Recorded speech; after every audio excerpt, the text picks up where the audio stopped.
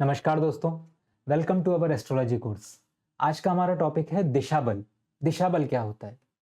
अब दिशा बल को बहुत ही एक अच्छे टोन में समझा जाए तो मान लीजिए मेरे घर से दक्षिण दिशा में या नॉर्थ में या ईस्ट में या वेस्ट में, मान लीजिए ईस्ट में मेरे सारे दोस्त रहते हैं। उस रोड पे सिर्फ मेरे दोस्त रहते हैं। अगर ईस्ट दिशा में मैं जाता हूँ, जहाँ तक रोड खत्म नहीं हो रही, वहाँ तक सारे मेरे दोस्त रहते हैं।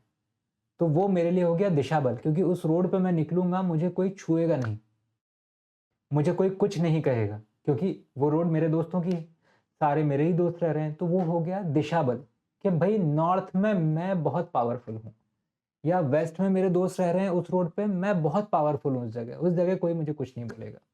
तो ये होता है दिशा बल। और अब ग्रह कैसे दिशा बल में रहते हैं वो हम आपको समझाते हैं कि किसकी दिशा कौन सी है। पहले भी हमने एक बार ये टॉपिक लिया है, बट वो बहुत छोटे फॉर्मेट में लिया था। तो अभी हम जाते हैं पीपीटी पे। ये है दिशा बल की पीपीटी।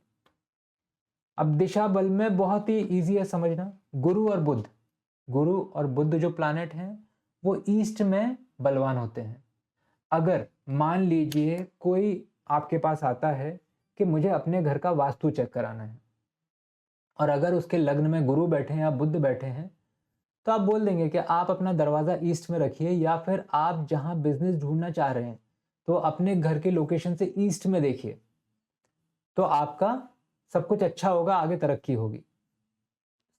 ये सिंपल लाइन में बोल रहा हूँ, इसके पीछे बहुत सारी चीजें आती हैं, लेकिन ऐसे दिशा बल चेक किया जाता है।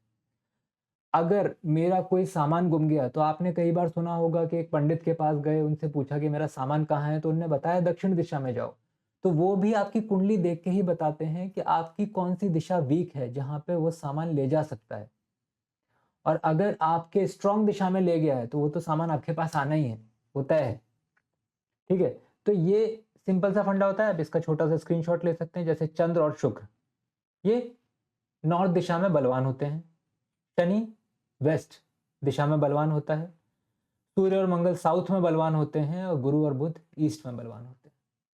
बहुत ही छोटा और सिंपल टॉपिक है ये। आप पढ़ेंगे आगे, जब फलादेश देंगे या प्रेडिक्शन देंगे, तब आपको ये बहुत हेल्पफुल रहेगा।